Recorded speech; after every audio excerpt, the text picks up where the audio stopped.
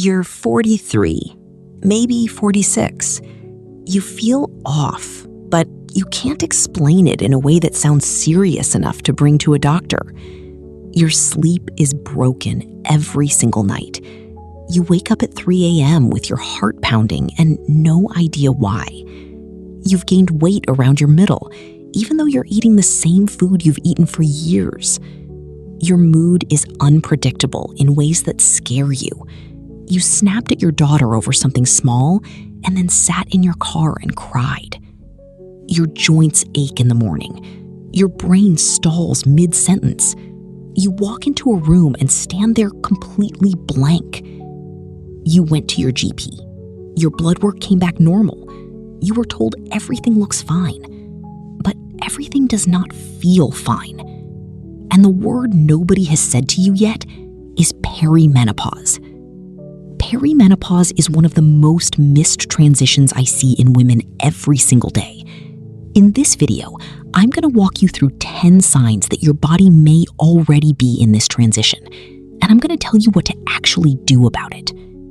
Before we get to the signs, a quick foundation. Perimenopause is not a single moment. It is a transition that can last anywhere from 2 to 10 years before your final period. It has 2 stages. Early perimenopause begins when your cycle shifts by 7 days or more from what is normal for you, and that shift repeats. Your estrogen is not low yet. It is swinging up and down unpredictably, and those swings drive most of the early symptoms. Late perimenopause begins when you start skipping periods entirely, with gaps of 60 days or more. Estrogen is now falling more steadily. Symptoms tend to intensify. This stage ends when you have gone 12 full months without a period. That is menopause. Now, the 10 signs. Sign number 1, your periods have changed. This is usually the first signal, and it is almost always misread. Most women assume perimenopause means lighter, less frequent periods. And eventually, yes, but in early perimenopause, the opposite is often true. Remember, in early perimenopause, estrogen is not dropping, it is surging unpredictably. When it surges, it builds up the lining of the uterus. A thicker lining means heavier bleeding when your period arrives. So some women are completely blindsided when their periods become heavier, longer, or more painful before they ever become lighter. Your cycle may also become irregular, coming earlier than expected, later than expected, skipping a month and then returning. This unpredictability is one of the earliest signs that the transition has begun. Sign number 2, sleep is falling apart. And not just from night sweats, though that happens too, and we will get to it. This is a different kind of broken sleep. You fall asleep fine, and then you are wide awake at 2 or 3 a.m. for no clear reason. Or you cannot fall asleep at all. You lie there, your mind is going, and your body simply will not settle. Here is why. Progesterone has a natural calming effect on the brain. It supports the GABA system, which is the brain's braking system. As progesterone drops in perimenopause, that calming effect disappears. Estrogen also plays a role in sleep architecture. When both hormones become unstable, your ability to fall asleep and stay asleep is genuinely compromised. And poor sleep makes everything else worse. Your mood, your weight, your memory, your joints, your energy, all of it. Sign number 3, hot flashes and night sweats. This is the symptom most people associate with menopause, but it often starts years before the final period, during perimenopause, sometimes before women even realize the transition has begun. A hot flash is a sudden wave of intense heat that usually starts in the chest and moves up through the neck and face. It can come with sweating and sometimes a racing heartbeat. Most last between 1 and 5 minutes, but for some women, they happen dozens of times a day and interrupt sleep every single night. Here is the science, kept simple. Estrogen has a direct effect on the hypothalamus, the part of the brain that regulates body temperature. When estrogen starts fluctuating, the hypothalamus becomes oversensitive. It detects the smallest shift in temperature and reacts by triggering a sudden release of heat through the skin. That is the hot flash. At night, your body's core temperature naturally drops a little as you sleep. In perimenopause, that small shift is enough to set the hypothalamus off. You wake up drenched, and then as the sweat evaporates, you feel freezing cold. That is the night sweat. Hot flashes can start in early perimenopause and tend to get significantly worse in the late stage as estrogen falls more consistently. Sign number 4, heart palpitations. This one sends women to the emergency room, and I completely understand why. You are sitting quietly, not exercising, not anxious about anything, and suddenly your heart is racing or fluttering, or it feels like it skipped a beat entirely. It is alarming. But low and fluctuating estrogen is one of the most under-recognized causes of heart palpitations in women in their 40s and 50s. Here's the science. Your heart has a built-in pacemaker called the sinoatrial node, a small cluster of cells that sends the electrical signal telling your heart when to beat. Estrogen receptors exist in that node. Estrogen helps keep the electrical system of the heart stable. When estrogen fluctuates and falls, that stability is disrupted, and the result can be a racing heartbeat, a fluttering sensation, or that feeling that your heart skipped. Now, it is essential that you see your doctor and rule out a cardiac cause first, always. But if your heart has been checked, your ECG is normal, your labs are normal, and you are still having palpitations with no explanation, estrogen may be the answer nobody has given you yet. Sign number 5, weight gain around the middle. Women tell me this constantly. I have not changed anything. I eat the same, I exercise the same, I have done everything right, and my pant size keeps going up. And they are telling the truth. Estrogen plays a direct role in where the body stores fat. When estrogen is stable, fat tends to distribute to the hips and thighs. When estrogen drops, the body redirects fat storage to the abdomen. This is not about discipline. This is biology. There's also an insulin piece. Estrogen helps the body use insulin efficiently. When estrogen drops, insulin resistance increases. The body becomes less effective at processing sugar, and more of it gets stored as abdominal fat. This is why the belly changes, even when nothing else has. Sign number 6, joint pain and stiffness. This one surprises women every time. You wake up in the morning and your knees are stiff, your hands ache, your hips feel tight. You assume it is age.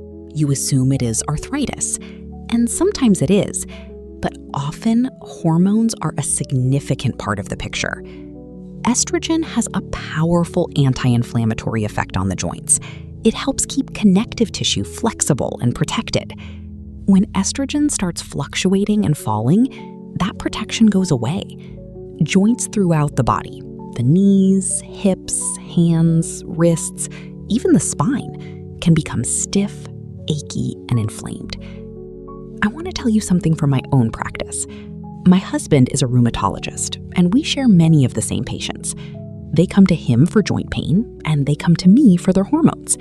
And what we have seen time and again is that after starting hormone therapy, joint pain improves, sometimes dramatically. Sometimes it resolves completely. He believes his injections deserve full credit.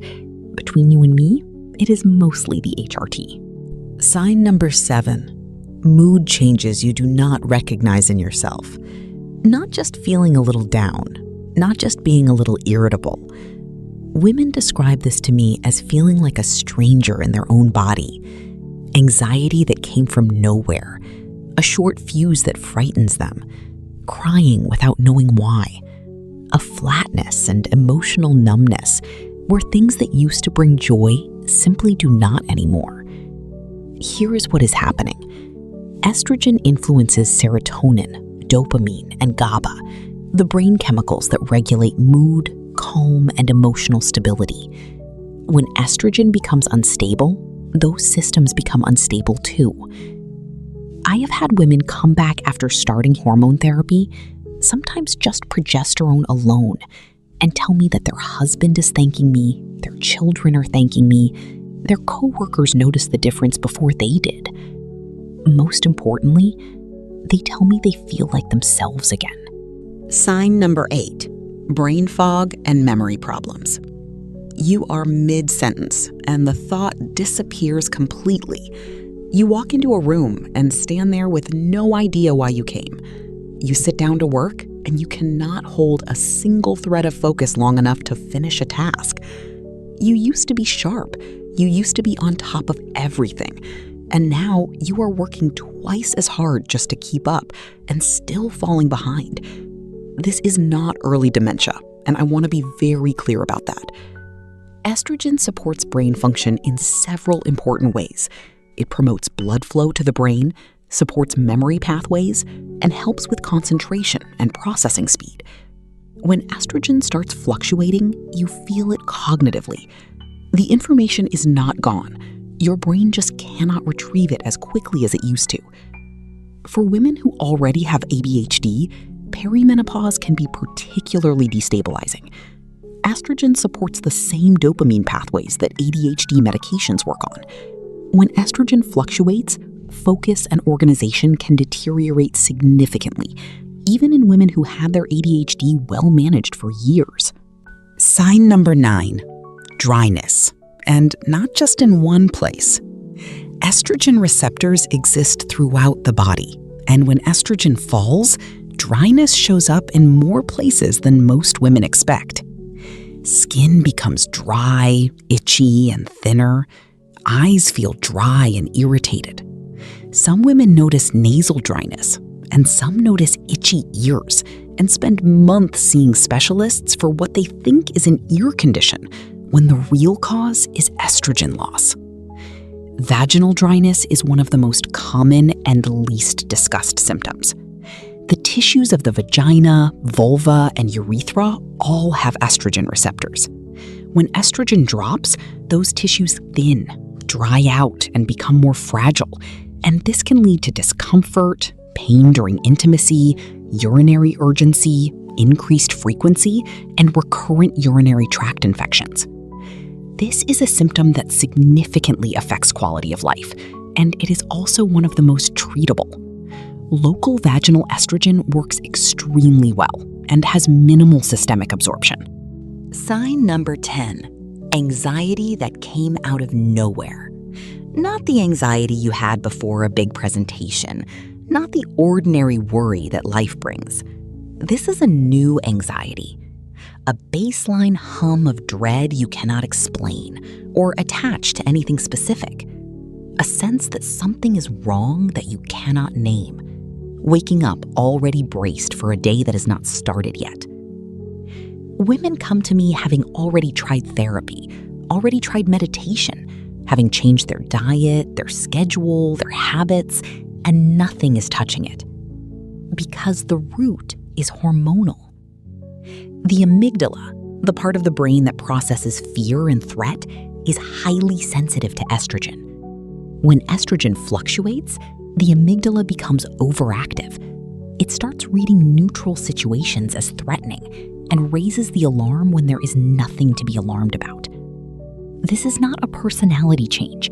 This is not weakness. This is what happens when a hormone your brain has depended on for decades becomes unpredictable. So what do you do? First, understand that perimenopause is a clinical diagnosis. It is based on your symptoms and your cycle history, not a single blood test. A lot of women have their FSH checked, it comes back normal, and they are told they are not in perimenopause. This is a mistake I see constantly. FSH bounces dramatically during this transition. It can be high 1 week and completely normal 2 weeks later in the same woman. One normal result on one random day does not rule out perimenopause. Second, make sure other causes have been ruled out. An overactive thyroid can mimic many of these symptoms. Low iron and low ferritin can cause fatigue, palpitations, and brain fog. B12 deficiency affects memory and mood. These are all treatable and they need to be checked. Third, know that treatment options exist. Some women do very well with progesterone alone, particularly in early perimenopause, for sleep and mood. Others need added estrogen, often as a patch or gel, which I generally prefer over oral estrogen. For vaginal dryness and urinary symptoms, local vaginal estrogen works well without significant systemic absorption. Some women also benefit from testosterone for energy, lean body mass, and libido. And there are non-hormonal options as well for women who cannot or prefer not to use hormone therapy. You are not falling apart. You are not imagining it. You are not getting old before your time. Your hormones are changing, and your body is telling you clearly. Now you know how to listen. If this video helped you, please give it a like. It helps other women who need this information find it. Subscribe so you do not miss what is coming next. See you in the next one.